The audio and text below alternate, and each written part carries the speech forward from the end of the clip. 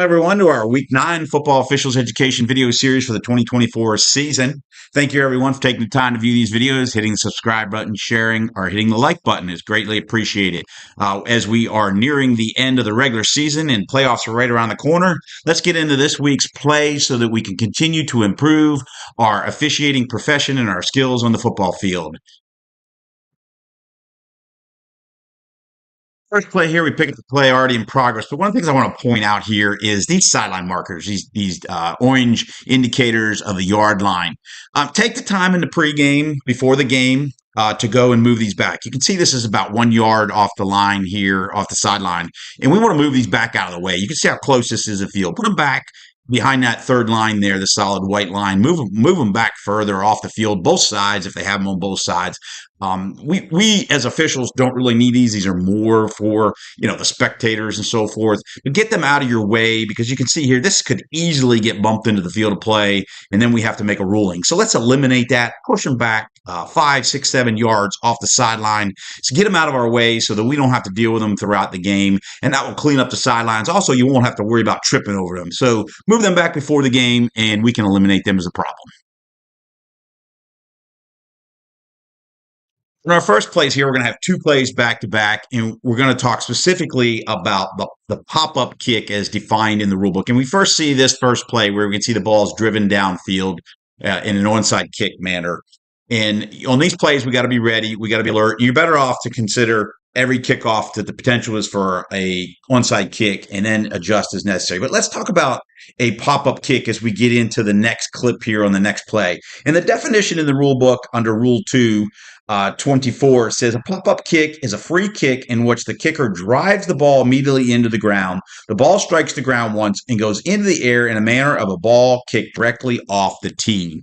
And as we can see here on this play, we have to be alert for this. Does this kicker right here drive this ball off the tee into the ground, and does it become a pop-up kick? And if we judge that to be a pop-up kick because he drove it directly off the tee into the ground, then we would stop this play, shut this play down. This is immediately as it happens, we shut the play down. It's a penalty against the kicking team, 5 yards for an illegal kick. So we don't let the play get off. So be alert for this if they drive the ball off the tee into the ground. The second part here, and there's no definitive in this video, is does the kicking team touch this ball before it goes 10 yards? And the 10 yards is 50 yards, the 50-yard line. As you can see here, it's really difficult to see. This video does not give us a clear indication. The ruling on the field is it was not touched early. So that would be the ruling you'd have to stand with on a play like this. Following up with our last play into this play, where we can see we have 4 officials in position preparing for a potential onside kick situation. And so in this particular situation, we're going to have a kick that goes deep instead of an onside kick. And so our focus is going to be here on the official that was inside the highlighted circle. And as soon as we recognize that the kick goes deep, the 2 officials located on the 50-yard line have to hustle downfield the best they can. Now, there's no way we expect you to beat the ball downfield. That's not possible.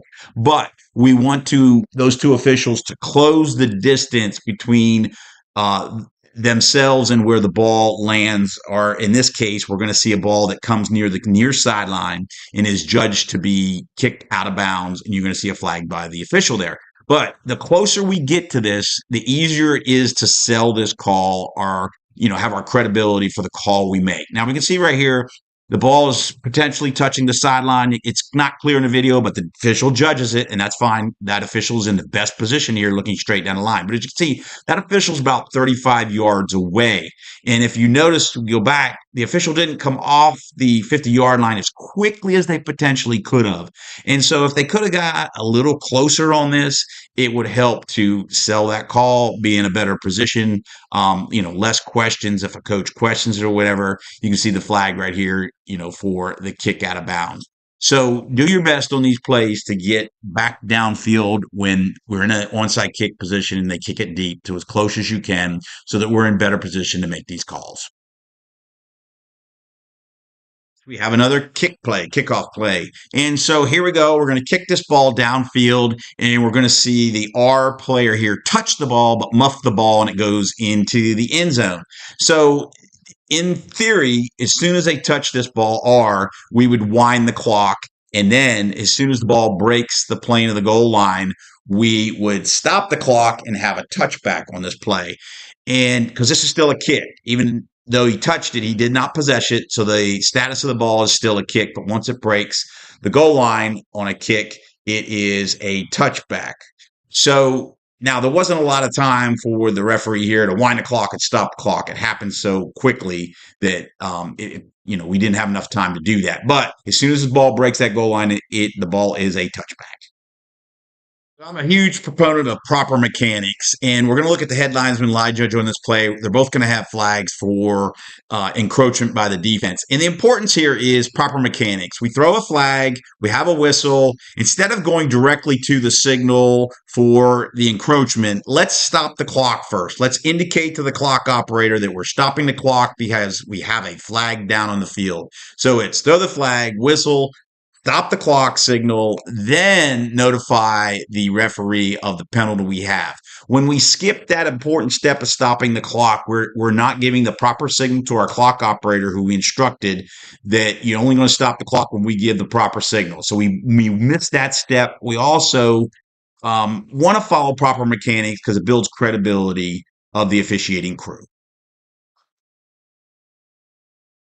We're going to focus on two things on this play. First, formation of the offense. Second, penalty enforcement, correct penalty enforcement. So keep in mind that the line of scrimmage looks like we're at the 47 prior to the snap. So we're going to talk about the 5 players that we have here on the offense in the backfield and what makes a back. So we know we can only have a maximum of 4 backs. And a back, according to Rule 2, Section 32, states a back is any player, any A player, who has no part of his body breaking the plane of the imaginary line drawn parallel to the line of scrimmage through the waist of the nearest teammate who is legally on the line. So we clearly see here we have these 5 players who are not breaking the waistline. So we have 5 backs. So this is an illegal formation at the snap. Now, they can shift into a legal formation here as long as they get set. But if they snap the ball right now, we would have a penalty marker down. And in this case, we're going to see the line judge throw a penalty marker. Now, both our officials, head lineman, lineman, could have a penalty marker down. One may have a penalty marker down. We would like both officials to communicate across because it does look better if we have 2 penalty markers down. But if we don't, we're still going to have an illegal formation. So at snap, we have the marker down. And we can see here that the live ball foul, we're going to come back to the previous spot. Now, 2 things here. The play results in a touchdown and also back judge. Be careful about closing down too closely. We don't want you to get involved in the play. Second part here is we know that the previous spot was the 47-yard line by the previous clip, as I have indicated here. And we can see where the current spot of the ball is the 43. So did we walk off the proper distance of a 5-yard penalty, or do we walk off 4 yards? This is where the umpire, the line judge, and the head linesman need to communicate, make sure we're getting those penalties marked off properly. If it's a 5, 10, or 15-yard, get the proper distance. It's important that we get these 100% correct because it builds credibility with the crew, and the crew has to have those penalty enforcements properly marked off. The second part here is, again, we have this formation again, and if we look out here at this formation, we're going to see again, it looks like we have 5 players in the backfield. So I don't know if they didn't get properly communicated what the wrong with formation to the sideline or not, but we want to make sure that we communicate to the coaches that what the foul was and why the foul is, so hopefully they can get it corrected. Again, here we have another flag for illegal formation as the play develops. We actually have a second flag by the back judge because we have offsetting fouls. On this next play, we're going to continue to talk about formations. And on this play here, we can see, now granted the camera angle is not directly down the line of scrimmage, but as we can see here, I have indicated by the lines the best I could of the waistlines of the players on the line of scrimmage. And you can see here the player I've indicated by the arrow that player is questionable whether they're on the line of scrimmage or they're not on the line of scrimmage. Or we could commonly refer to this as that player is in no man's land because it should not be up to the official to look at this and guess. It should be clearly indicated by the player's lineup whether they're on the line of scrimmage or not on the line of scrimmage. So if we catch this early on, we want to communicate to the coach to get their formations corrected and why they need to get it corrected and what's wrong with it. Now, as you can see here, those number 2 receiver, it looks like, is in no man's land. So is he covering up the number inside receiver? And on this play, the head linesman judges that he is covering up the inside receiver. And we're going to have a play here where we have a pass downfield that's completed to the inside receiver who is ruled ineligible. And then we're going to have illegal touching because he's the one that catches the pass. So if we can do some preventative officiating early in the game when we see these formations, communicate to the coach, and that can hopefully, that preventative officiating can help to avoid these type of situations where we have a player who's in no man's land. So good communication, good call on this play. Keep up the good work. Next play here, keep in mind that line of scrimmage is the 20-yard line, and we're going to talk again about proper mark-offs of penalty. And on this play, we're going to have the referee get his marker down on the field for a face mask foul, and it's called a 15-yard personal foul face mask. So the yard line was a 20-yard line, so we would enforce 15 yards from that line of scrimmage or the previous spot on a face mask by the defense on this play. And we can see our 2 wing officials come in, stopping the clock. They have the spot. So as this play continues, we're going to get into where they walk off the penalty. You can see here the umpire getting right on the 20-yard line where he needs to be. And then the umpire is going to walk off that 15 yards from the previous spot on the defense. And we're going to end up at the 35-yard line here. But a couple key things here. Umpire does a good job here looking over to his head linesman, communicating with the head linesman. Probably, we're going 15 yards, or a lot of times people use the symbol of 1, 2, or 3. And you can see here we walk off that 15 yards, get it in the proper location to the 35. All 3 officials, our umpire, our head linesman, and line judge, you can see here, end up at the 35, and that's where the ball ends up. And that's how we want the penalty enforcement to look, to make sure that we get proper penalty enforcement on these plays.